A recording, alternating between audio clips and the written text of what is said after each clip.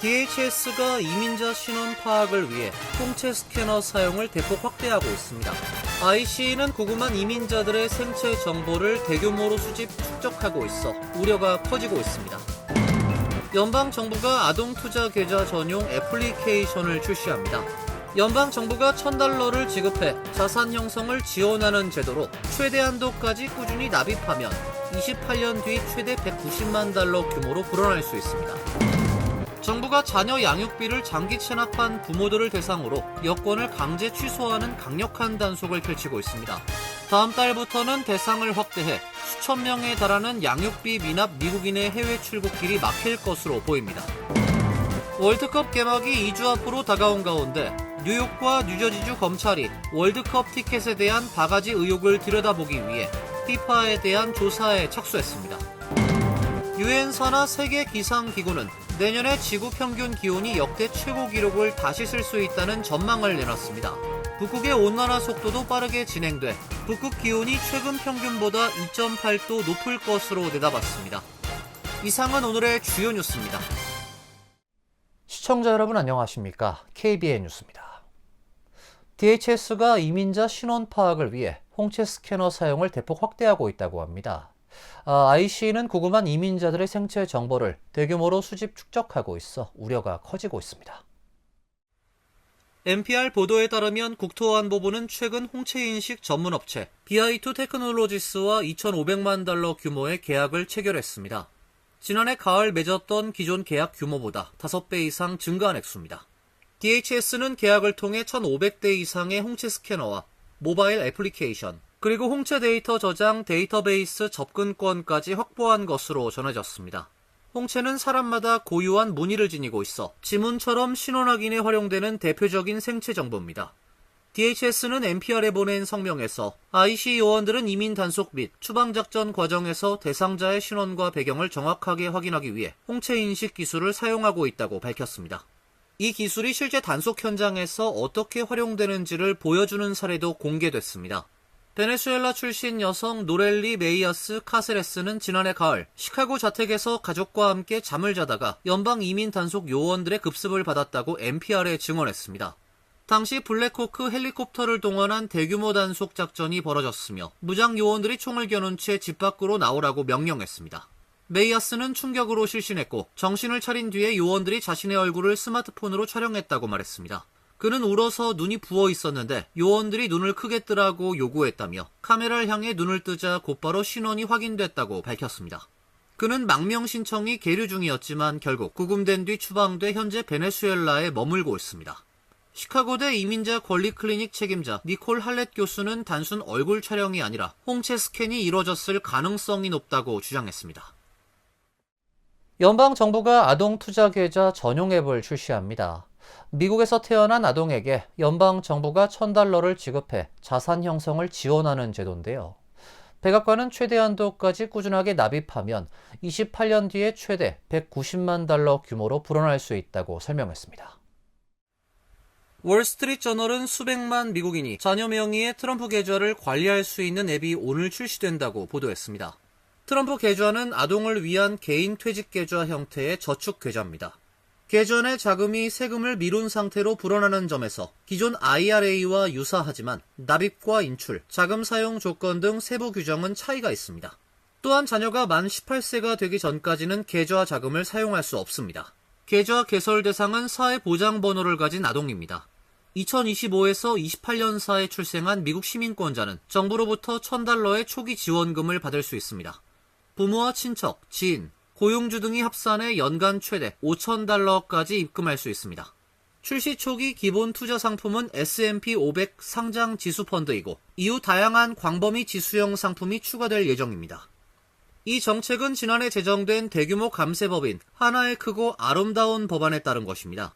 백악관은 해당 계좌에 최대 한도까지 꾸준히 납입한 뒤에 장기간 자금을 넣고 유지할 경우 28년 뒤 최대 $190만 규모로 불어날 수 있다고 설명했습니다. 재무부는 프로그램에 등록한 가정을 대상으로 계좌 활성화를 시작할 예정입니다. 해당 앱은 뉴욕 멜론은행과 로빈후드가 공동 개발했으며 애플 앱스토어와 구글 플레이 스토어에서 내려받을 수 있습니다. 아직 등록하지 않은 가정은 트럼프 계좌 공식 홈페이지를 통해 가입할 수 있습니다. 다만 실제 계좌 입금은 오는 7월 4일부터 가능합니다. 정부가 자녀 양육비를 장기 체납한 부모들을 대상으로 여권을 강제 취소하는 강력한 단속을 펼치고 있습니다. 다음 달부터는 대상을 확대해 수천 명에 달하는 양육비 체납 미국인의 해외 출국길이 막힐 것 같습니다. 국무부는 상당한 액수의 양육비를 체납한 미국인 부모들의 여권을 직권으로 취소하고 해당 채무가 완전히 해결될 때까지 해외여행 및 출국을 금지하는 행정 조치를 준비 중입니다. 이번 조치는 정부가 강력한 여행문서 취소 권한을 갖도록 규정한 1996년 개인책임 및 근로기회화해법을 확대 적용한 것입니다.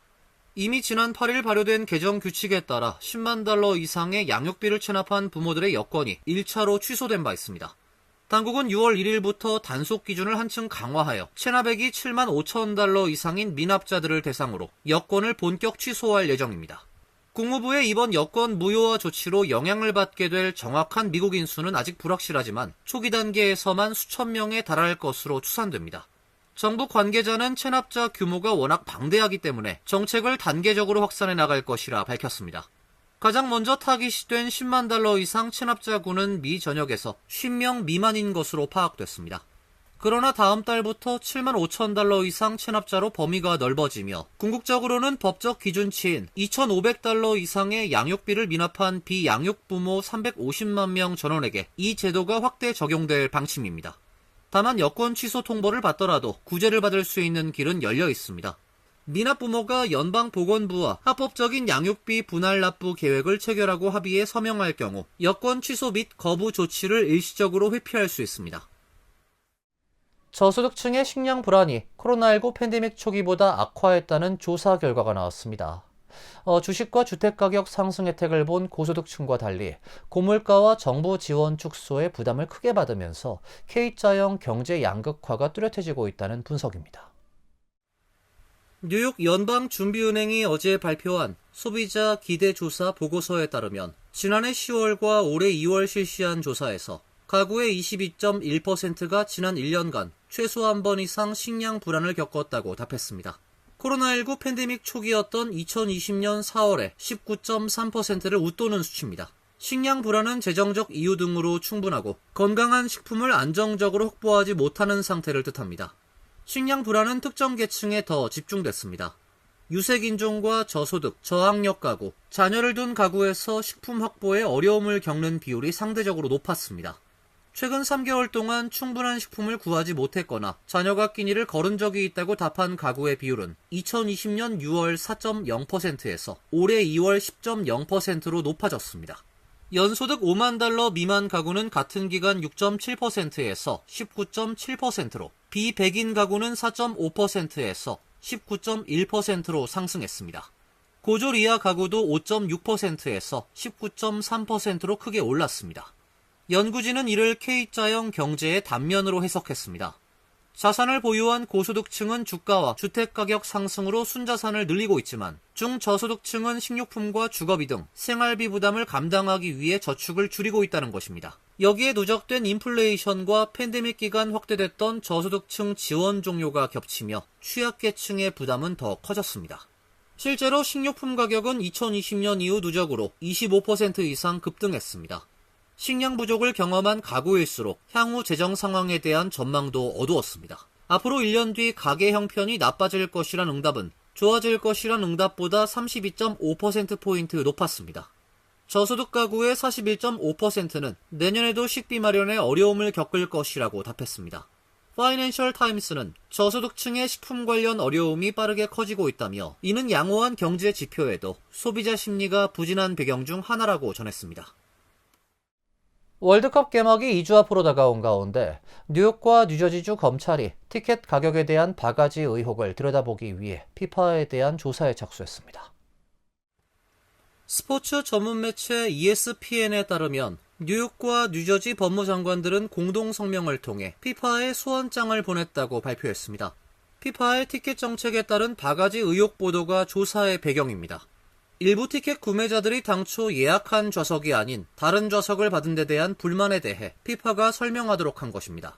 ESPN은 법무장관들은 피파가 지난해 10월부터 올해 4월까지 월드컵 104경기 가운데 대부분의 티켓 가격을 인상했다며 주요 세계 등급의 가격은 평균 34% 올랐다는 보도 내용을 인용했다고 전했습니다. 또 피파가 당초 4개 구역으로 나눠 입장권을 판매했지만 추가로 새로운 구역을 만들어낸 점을 지적했습니다. 좌석이 순조롭게 팔리자 좋은 좌석을 새로운 구역으로 지정해 티켓 가격을 올렸다는 의혹입니다.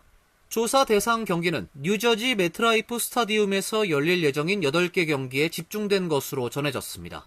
레티샤 제임스 뉴욕 법무장관은 누구도 천정부지로 오른 입장권 가격을 지불하도록 하는 조작에 희생돼선 안 된다고 지적했고, 제니퍼 데이븐포트 뉴저지 법무장관도 피파의 행위에 대해 철저하게 조사할 것이라 밝혔습니다. 다음 달 11일 개막하는 이번 대회는 높은 입장권 가격과 항공 숙박료 등으로 세계 축구 팬들의 원성을 듣고 있습니다. 캐시오컬 뉴욕 주지사가 자동차 보험료 인하를 위한 대규모 보험개혁 법안에 서명을 했습니다. 법안이 시행되면 뉴욕 주민 수백만 명의 자동차 보험료 부담이 연간 $200 이상 줄어들 것으로 기대가 됩니다.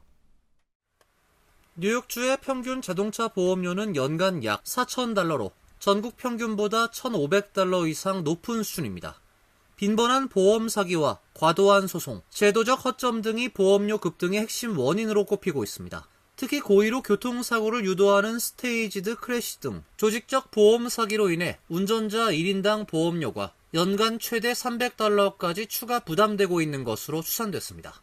뉴욕주의 개혁안엔 보험 사기 및 제도 남용 행위 강력 단속, 범죄 행위 중 발생한 사고에 대한 손해배상 제한, 중상 기준 명확화를 통한 경미한 부상 과잉 소송 차단, 보험사의 초과 이익 제한 및 소비자 환원, 우편번호, 직업, 학력, 주택 소유 여부 등을 이용한 보험료 차별 금지 등의 내용이 담겼습니다. 시민단체 저렴한 보험료를 위한 시민연합은 수년간 천정부지로 치솟는 보험료에 시달려온 뉴욕 운전자들에게 이번 조치는 중대한 전환점이 될 것이라 평가했습니다. 시민예산위원회는 해당 법안이 자동차 보험료를 10% 정도 낮춰 차량 한 대당 연간 최소 $200를 아낄 수 있을 것으로 추산했습니다. 뉴저지주 예비선거가 닷새 앞으로 다가왔습니다. 한인 후보들이 치열한 접전을 펼치고 있는 가운데 펠팍 주민들이 재선에 도전하고 있는 폴김 시장을 규탄하고 사퇴를 요구하는 시위를 개최했습니다. 어제 정오 펠팍 타운홀 앞에는 30여 명의 주민들이 자리를 함께하고 펠팍 시장의 사퇴를 요구했습니다. 행사를 이끈 펠팍 한인 유권자 협의회는 선거를 앞두고 2차례 후보자 토론회를 추진했지만 폴김 시장 측이 거부해 무산됐다며 주민들의 알 권리를 무시하는 김 시장을 비난했습니다. 우리가 왜 후보자들의 정치력과 비전을 우리가 알아야 될 거 아닙니까? 그래 우리가 투표할 거 아닙니까? 그렇기 때문에 저희들이 노력했지만 결국은 실패하고 말았습니다. 한인들은 최근 불거진 김 시장의 협박성 문자 메시지도 거론하며 김 시장은 시장으로서의 자격이 없다고 주장했습니다. 주민들은 펠팍 타운홀 앞에서 출발해 구호를 외치며 브로드 애비뉴를 따라 행진했습니다. 유엔 산하 세계 기상기구는 내년 지구 평균 기온이 역대 최고 기록을 다시 쓸 수 있다는 전망을 내놨습니다.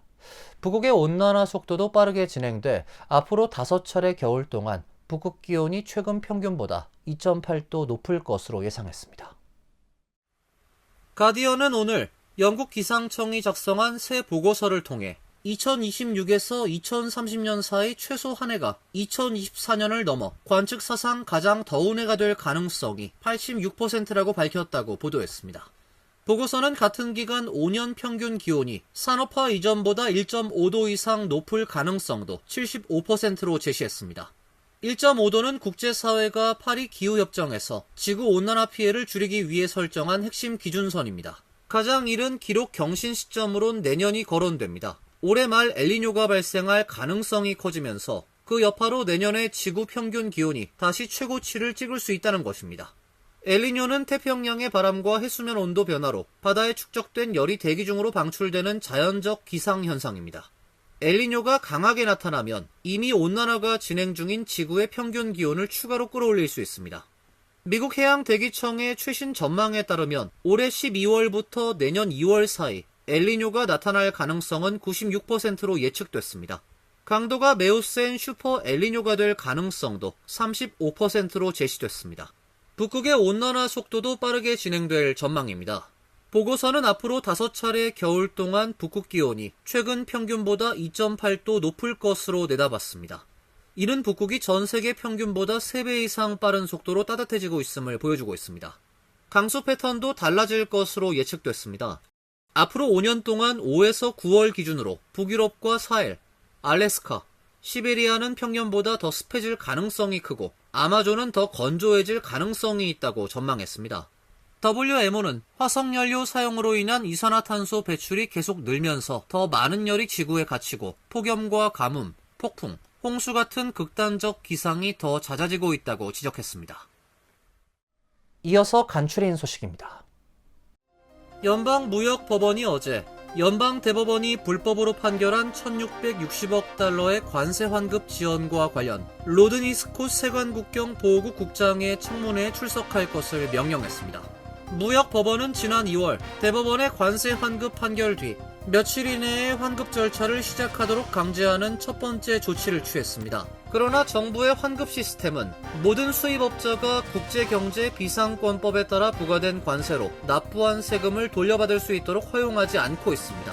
지난달 법원 제출 서류에서 약 1,660억 달러 중 약 1,270억 달러만 환급할 수 있다고 밝혔으며 나머지에 대해서는 어떻게 처리할지에 대해 밝히지 않았습니다.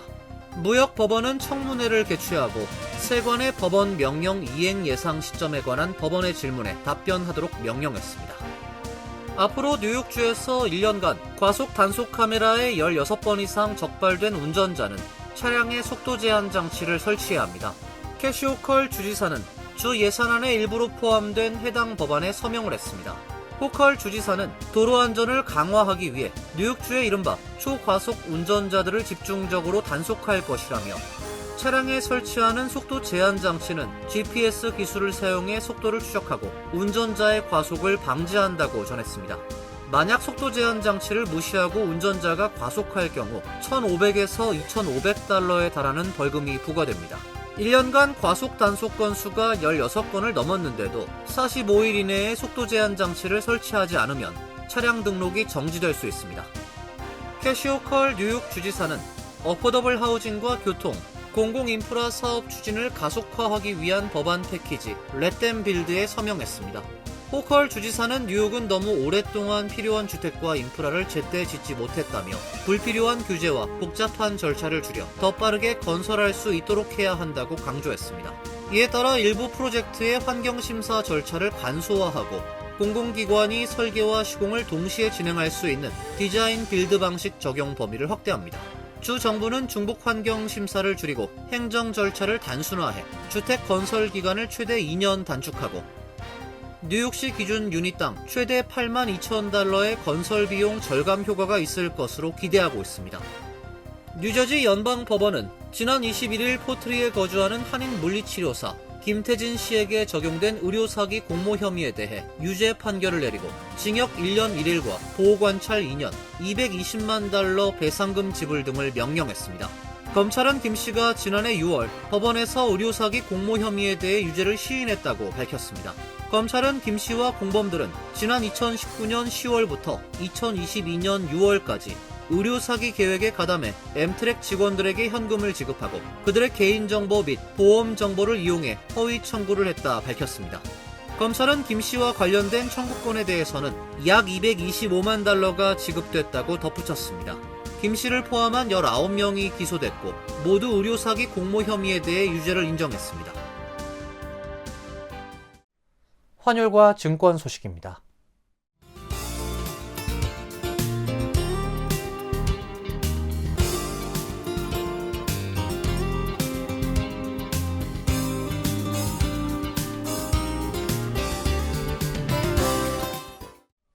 이어서 날씨입니다. 내일은 약간 구름이 끼는 대체로 맑은 날씨가 예상됩니다. 낮 최고 기온 78도, 섭씨 26도, 밤 최저 기온 55도, 섭씨 13도로 예상됩니다. 토요일은 맑고 화창한 날씨가 예보되어 있습니다. 일요일도 맑은 날씨가 이어지겠습니다. 이상으로 KBN 뉴스를 마칩니다. KBN과 함께 즐거운 시간 되시길 바랍니다.